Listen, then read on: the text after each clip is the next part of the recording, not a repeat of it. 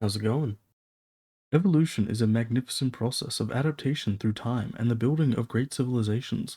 One of the best games for this is the 2008 game Spore, but I'm not doing that today. No, no. Instead, I thought, why not ignore the entire point of the game and never evolve the little blob that you start with? Can you beat Spore without evolving? So, a few things I should establish before beginning is that the main goal of the challenge is to reach the center of the galaxy. So, starting at the stealth age, moving my way through all of the other ages until we get to the space age. The only restrictions of this is that I cannot evolve my creature in any way. So, no adding parts, removing parts, or changing anything present, no moving parts or changing any of the bone structures. The game is set to hard difficulty, and just as another rule, I cannot add extras to my creature. This is specifically for the tribal stage, and I'm not allowed to add any armor or clothing. Now with all that sorted, it's time to find a planet that will be the perfect place for my little guy. And yeah, that looks good. The planet with the blood red seas. Yeah, that's it. And I'm already presented with possibly the most important decision of the entire run, which is to choose whether my creature is a herbivore or a carnivore. I choose herbivore because ain't no way am I going to be able to fight anything. And yes, my beautiful spawn. They are perfect and bulbous. And it shall be called Gobbo Rock 1. And as all great plagues, we crash into the poor planet that has no idea what is about to happen to it. And I start eating up all the plant matter around. Issue is that because I can't increase my speed, because no evolving, it's really hard to actually move around and find any plant matter. Oh, but don't worry, there are a lot of other creatures that wish to use me as fuel. But I'm able to evade them by eating enough food to grow to the next stage. Growing is great, however, the larger I grow, the waters become progressively more dangerous, and being hard mode, this is made far worse. I take a lot of damage, and not even the component drops can help me, but at least it makes me feel like I'm doing something right. I catch a lucky break with a near full wreath of plant food, and I'm immediately eaten right afterwards. Don't worry though, it only gets way worse from here. The competition for survival becomes terribly difficult at this stage, with most of the plant food being eaten before I get there, and massive amount of predators just waiting to dine on my failure, and getting sandwiched between the World Eater and the Planet Crusher with Cthulhu watching in the background. As per usual, dying a lot with little progress, and we're only 2 minutes into the video, but slowly and surely I'm able to grow with every death, until I reach the final part of the cell stage. There are these little sea mines that spawn little seeking predators that are faster than I am, but still deal the same amount of damage as a regular sized entity. These little open wounds cause me to die over and over and over again.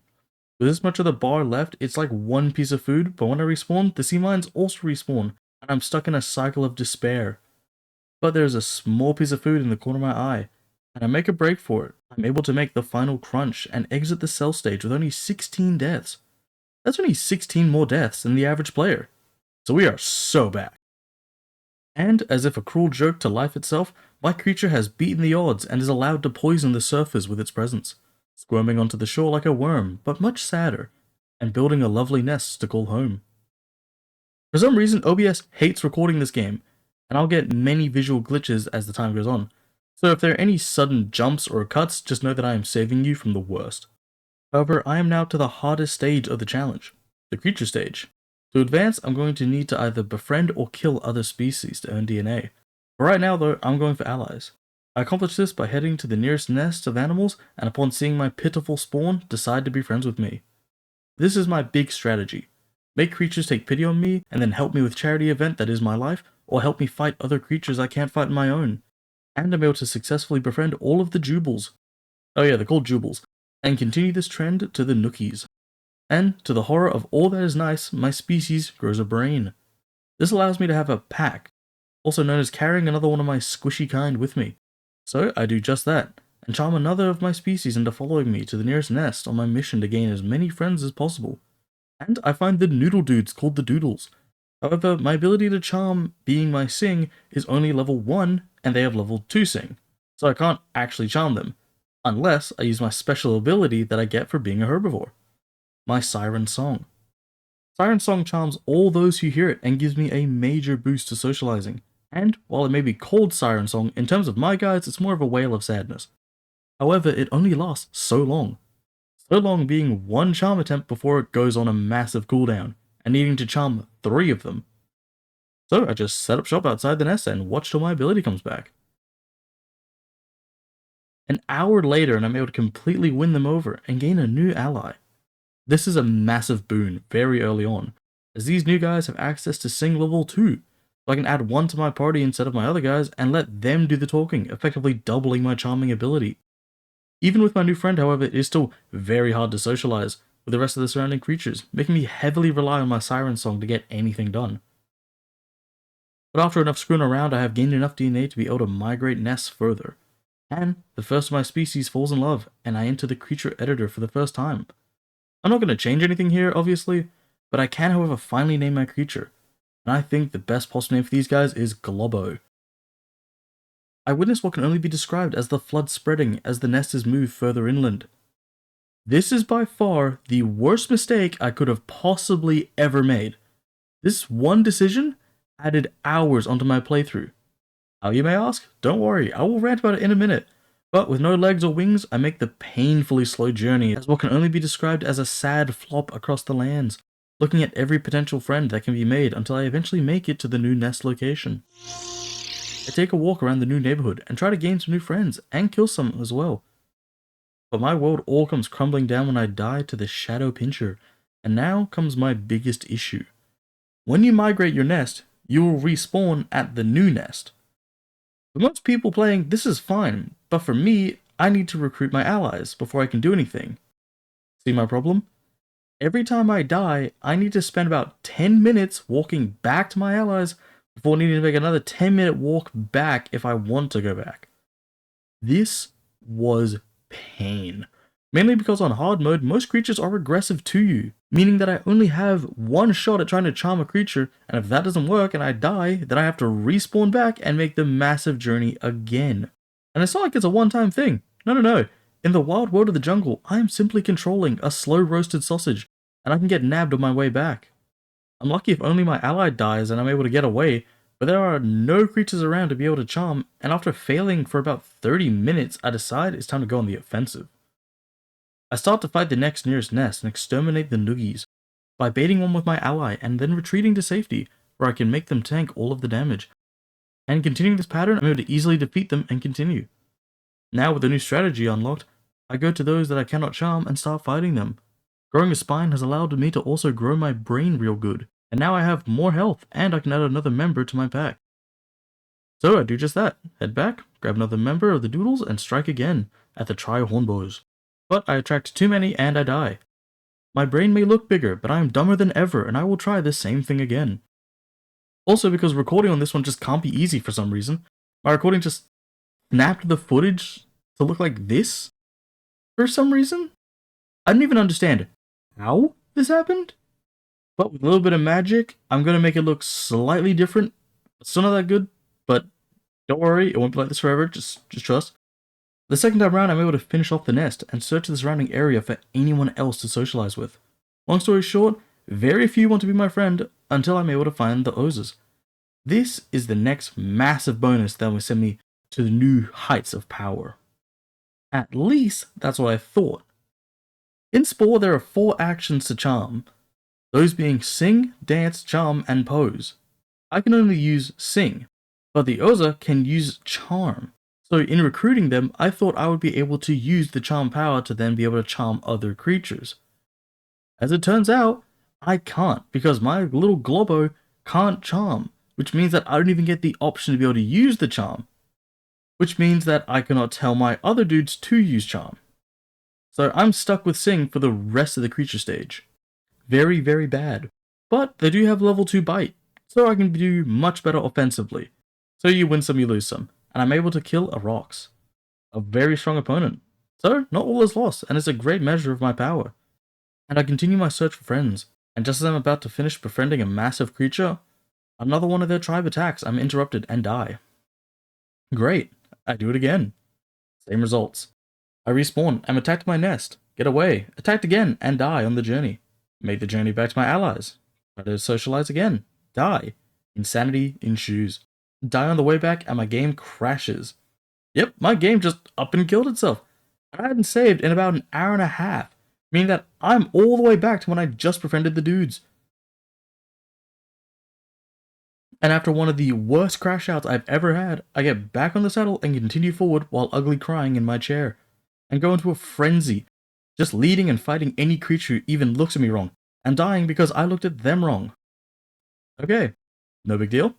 Everything is fine. I'm able to eradicate the squibbles, die, add the Oza back to the pack, and die. Learn that the sneak power is actually really good, but only if you're really bad at it. Die.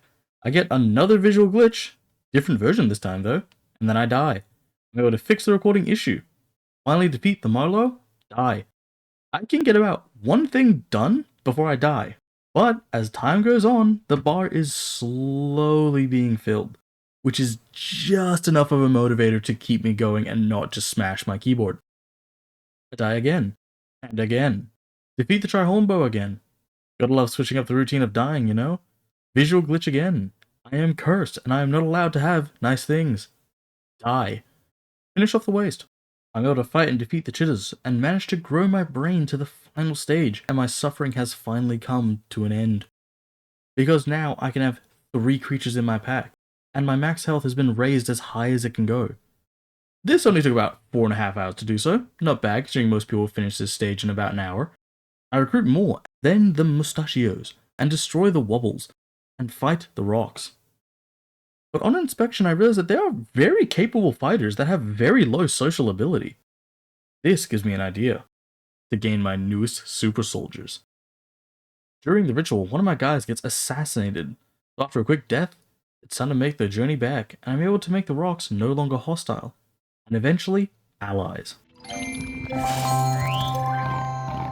I can now bait and destroy the strongest of the surrounding nests, and all is well, until a rogue appears. A rogue is a single creature of godlike power, having nearly 6 times the health of the strongest creatures and dealing extreme damage. But as its name says, it's alone. I have an elite squad of fighters, and I can think of no better showdown than this. The strongest creature of this time and the weakest creature of all time in a final battle for survival. The rogue charges first and stuns me, but this allows my allies to dogpile around the rogue. I distract the rogue with my siren song and heal up in the nearby nests at the same time. My allies are taking heavy hits, but they're also dealing out just as heavy. So I rush in to aid and soak up some of the damage myself. As one of my allies falls, so too does the rogue. I've managed to kill something that most wouldn't even attempt, and without even evolving. And this kill lands me just enough DNA to complete the creature stage and enter the tribal stage.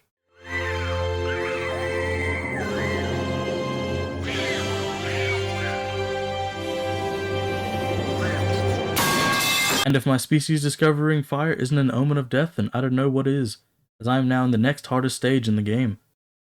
And I've run into a small issue. For this challenge, I entirely wiped all data that I had on my device about Spore. But it seemed that apparently wasn't enough, as the first village is one of my old creations.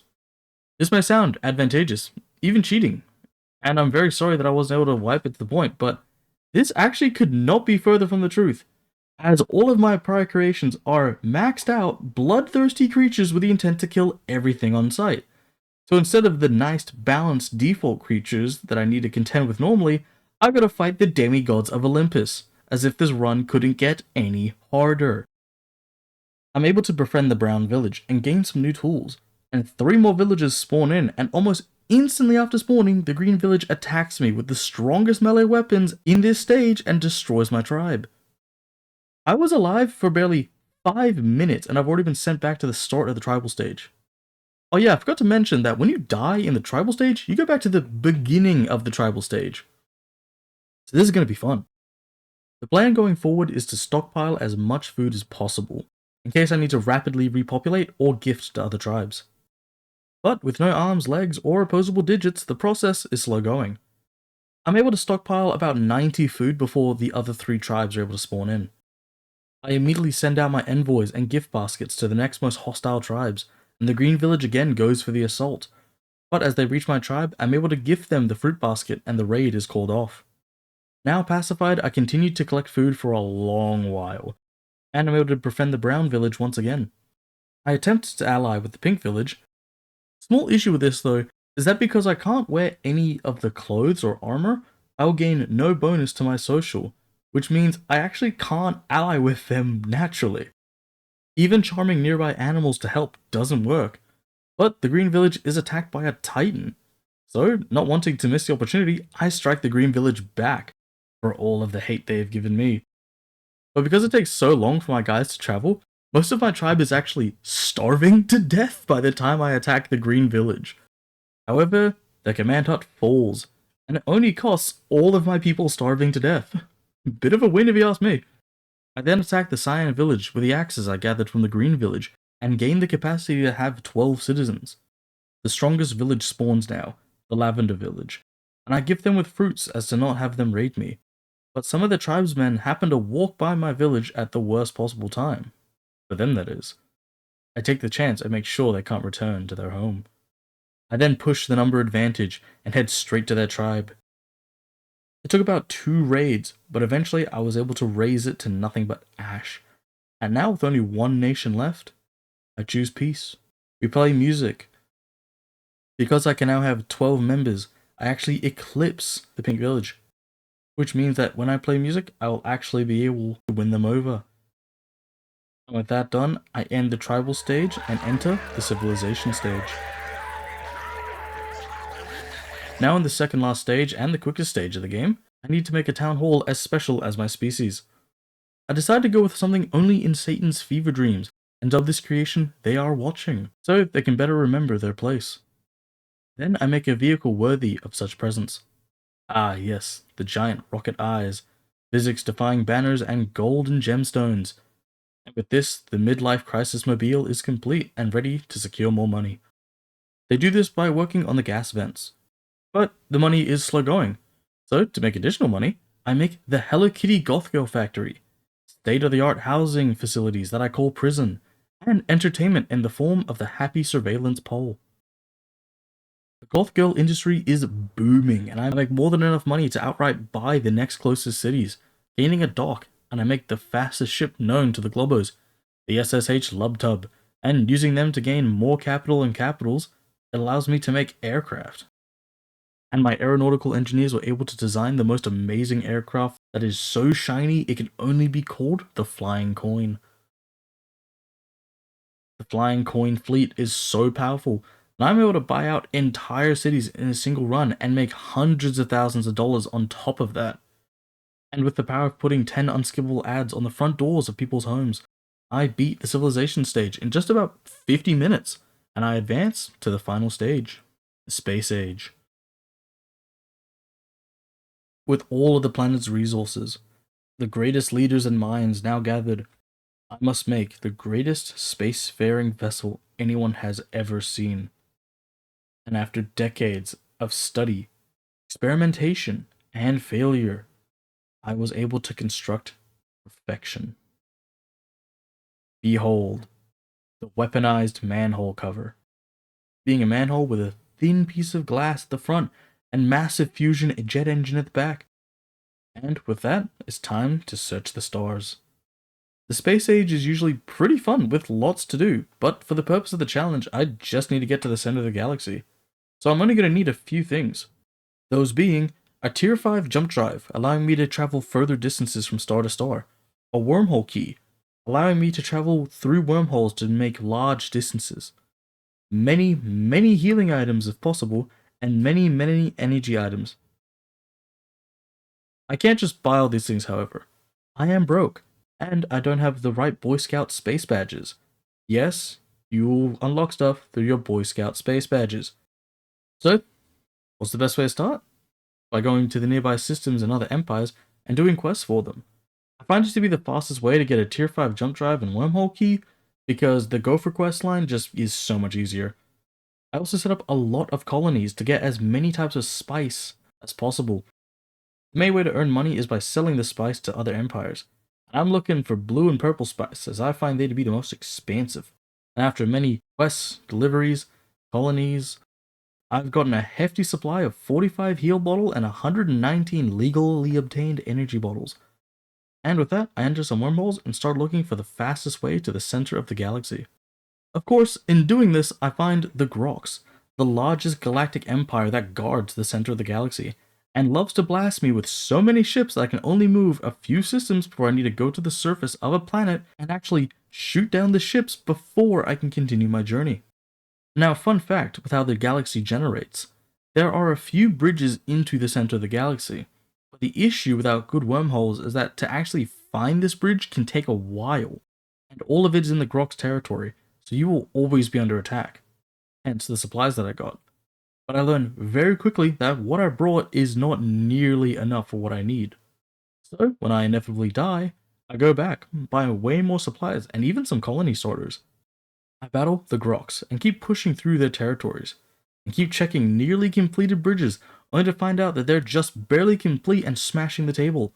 Not close enough, but eventually I'm able to find a completed bridge, and only about 4 hours into the space age, I'm able to reach the center of the galaxy, and made a civilization's history by beating the entire game of Spore without ever evolving.